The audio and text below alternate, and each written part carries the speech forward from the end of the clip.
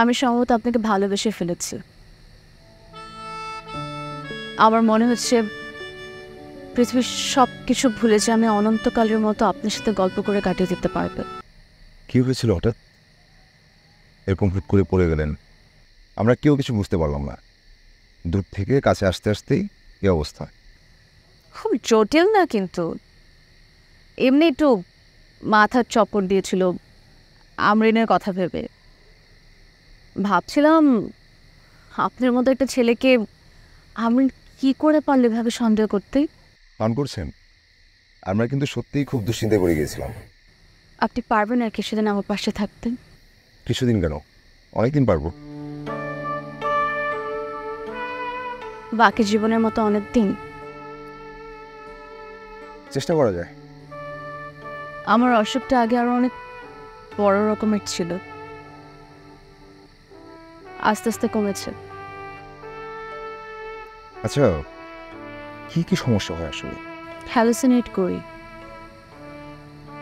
আপনি কি দড়িকে সাপ ভাবেন এমন? এটা কিন্তু হ্যালুসিনেশন না, ইলিউশন। ইলিউশন না, পিওর হ্যালুসিনেশন। ধরুন আমার পাশে কেউ নেই, কিন্তু আমি ভাবছি আমার পাশে কেউ আছে। তাকে আমি দেখতে পাই, তার সাথে আমি কথা বলতে পারি এবং তাকে আমি স্পর্শ করতে পারি। এটা কিন্তু খুব স্বাভাবিক একটা ব্যাপার। আপনি নিজে যেহেতু বুঝতে পারছেন, আপনি নিজেই কিন্তু কাটিয়ে উঠতে পারবেন। কাটিয়ে উঠছি, কিন্তু ব্যাপারটা অন্যদিকে মন নিচ্ছে। কেমন? শুনে আপনাকে খুব সিরিয়াস একটা কথা বলতে চাই, পারবেন শুনতে? ওকে। এই যে, আমি খুব সিরিয়াস, বলে। আমি সম্ভবত আপনাকে ভালোবেসে ফেলেছি। আমার মনে হচ্ছে পৃথিবীর সব কিছু ভুলে যে আমি অনন্তকালের মতো আপনার সাথে গল্প করে কাটিয়ে দিতে পারবো। আপনি পারবেন?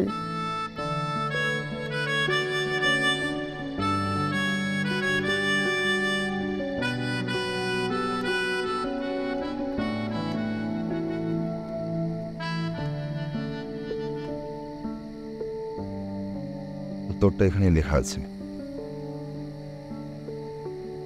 আপনি তো রহস্যময় কেন? যারা কোনো এক মোহনায় মোহাকে বধ করতে পারি জলচক্রে।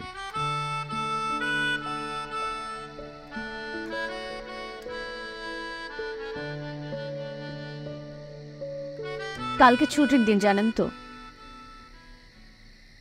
কোথায় ঘুরতে নিয়ে যাবেন আমাকে?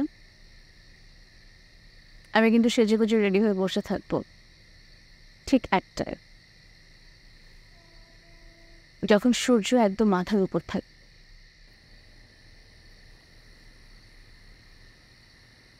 ভাবছি নিজেই সূর্য হয়ে যাব। নরম আলোয় পৃথিবীকে এক আলাদা সৌন্দর্য উপহার দেব।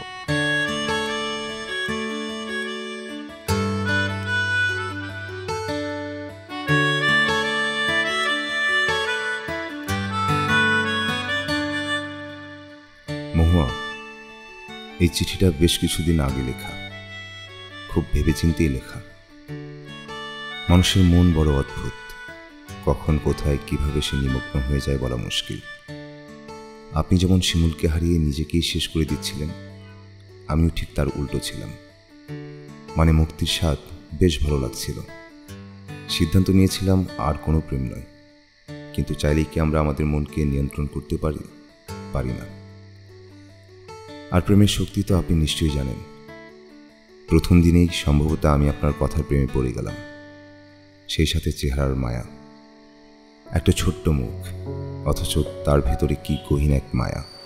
আমি অপেক্ষা করছিলাম, যদি সুযোগ পাই এই চিঠিটা দেব। যদি তেমন পরিস্থিতি তৈরি হয় তখন দেব। আমার মনে হয় সেই অনুভূতি তৈরি হয়েছে, সেই সুযোগ এসেছে, সেই অনুভূতি শাখা মেলেছে। তাই আজ মানিব্যাগ খুলে চিঠিটা আপনাকে দিতে পারলাম। পৃথিবীর সবচেয়ে সুন্দর বাক্যটা আপনাকে উপহার দিলাম। আমি তোমাকে ভালোবাসি।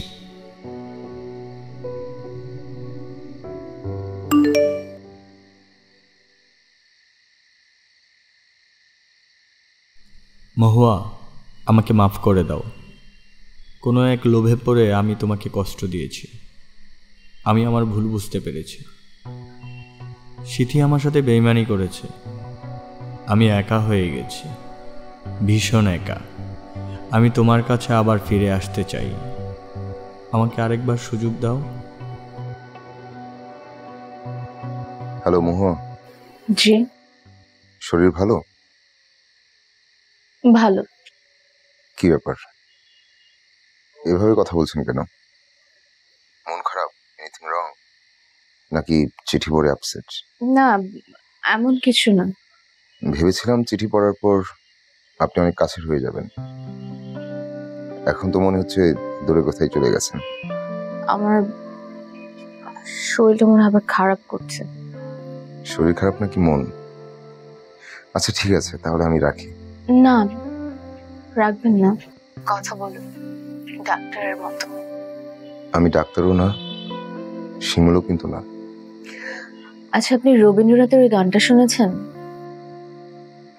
দূরে কোথায়, দূরে দূরে আমার মন বেড়ায় গো ঘুরে ঘুরে, যে বাঁশিতে বাতাস কাঁদে সে বাঁশিটির সুরে সুরে। না, শুনিনি।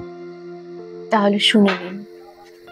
এখনই ফোনটা রেখে ফোনটা চার্জে দিয়ে গানটা শুনুন।